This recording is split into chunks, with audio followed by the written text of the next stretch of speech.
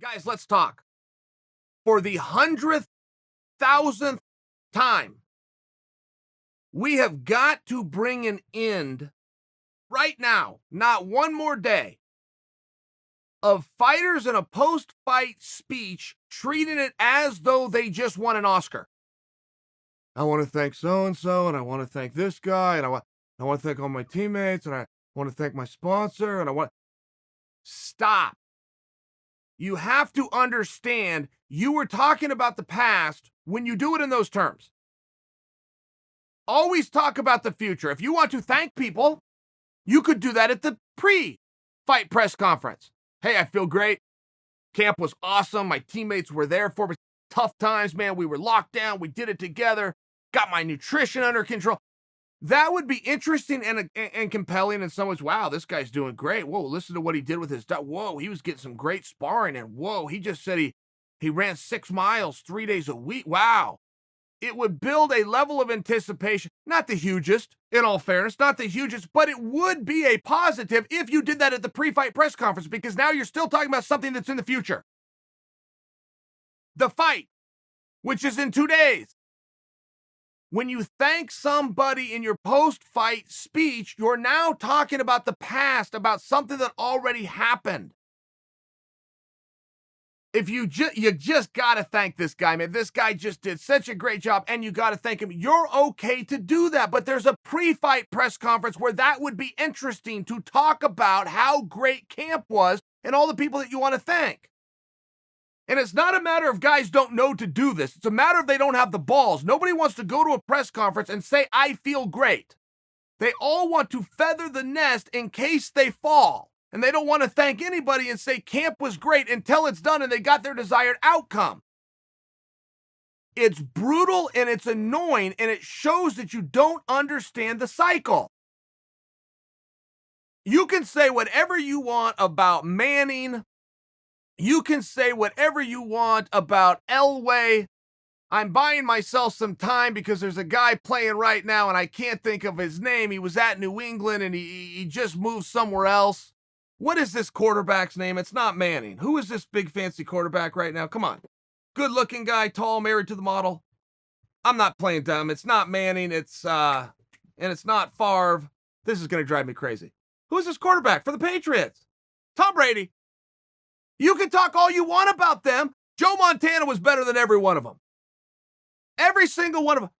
But when I watch SportsCenter and they're talking football, they're not talking about Joe Montana. Because Montana was in the past. And it doesn't matter that it was 25 years ago or if it was 25 seconds ago. If it's done, it doesn't matter in the world of sport. Sport is only about what is next.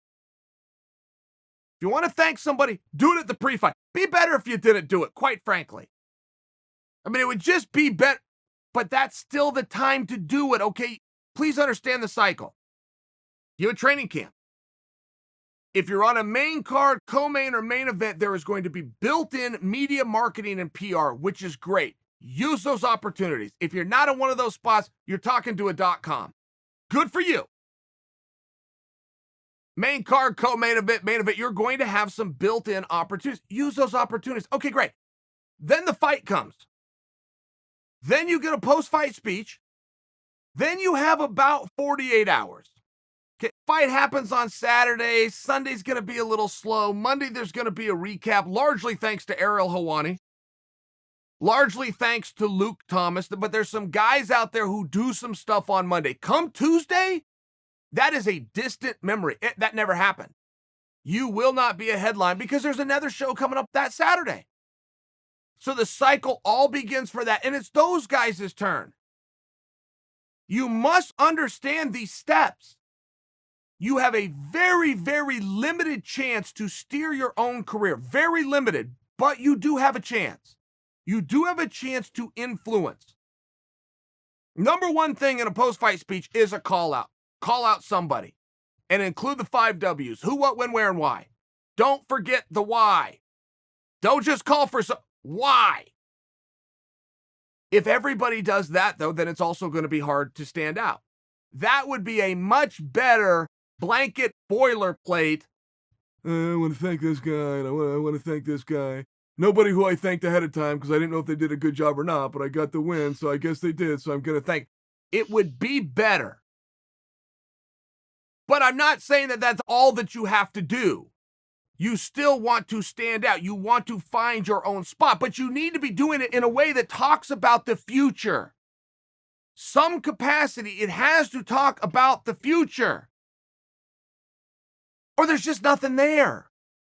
Have you ever in your life, with anybody, biggest stars you could ever think of, throw Lesnar in there, bring Ronda up, slip Connor in, bring up Floyd Mayweather, bring up LeBron James, Serena, take it to other sports if you want. Have you ever read a headline after an event?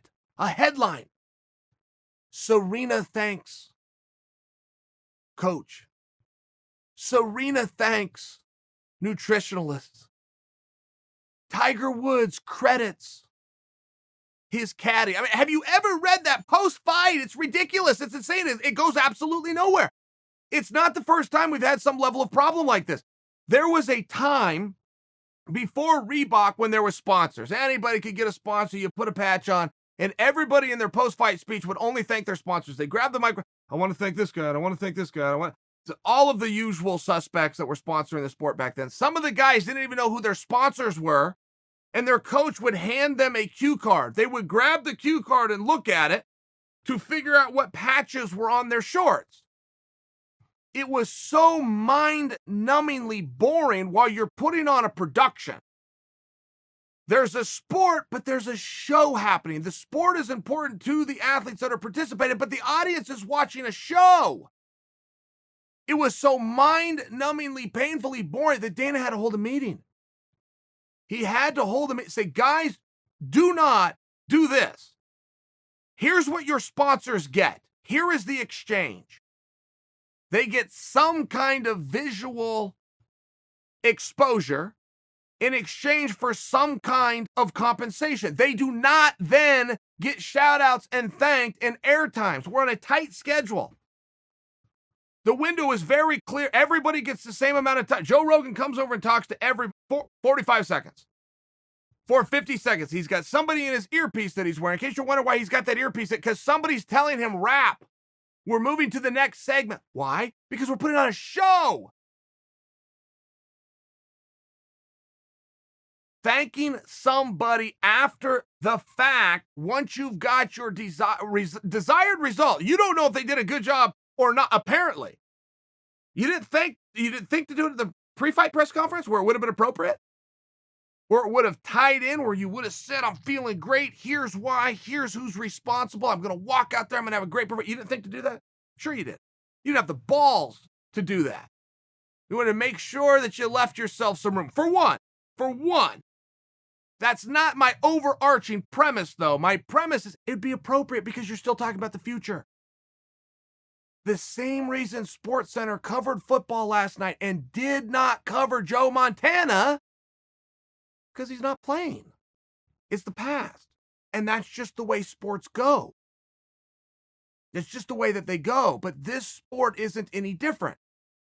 And much how we had to painfully live through the era of thanking sponsors, sometimes reading them off of cue cards, while Joe Rogan's time is ticking down. Man, your hourglass gets tipped upside down the second he puts that microphone in your face. To use it for that is baffling. It is mind-numbing baffling. And it's not fully the athletes, I've got to tell you, that are to blame. I do blame them because ultimately it's there to say, it's very nice to thank somebody. I mean, this is a very nice thing. I'm just sharing with you, that's not the time to do it. It's not the time. There is a time. I'm sharing that with you. Pre-fight press conference, social media, Twitter.com. Not right then. Right then is when you have all the eyes on you. That is absolutely your moment. And by the way, it is going to end within 48 hours. For most athletes, it's going to end the second you put that microphone down. And in no scenario do you make it past the news cycle on Monday, because on Tuesday, we go on to what's next. I know a coach who demanded this of his athlete. Randy Couture was his athlete, heavyweight champion of the world. The coach pulled him aside and said, hey, you're not thanking me after these fights. You're not letting the world know I'm him. This is one of the things I get. I get marketing too. You've got to you got to say my name. Very awkward, but Randy, out of respect to did what the coach asked and started doing that. I only offer you that example because if you're one of those coaches, you are underserving your athlete, but you're also underserving yourself. You guys are a team. You are in business together. As Triple H always says, you do what's best for business.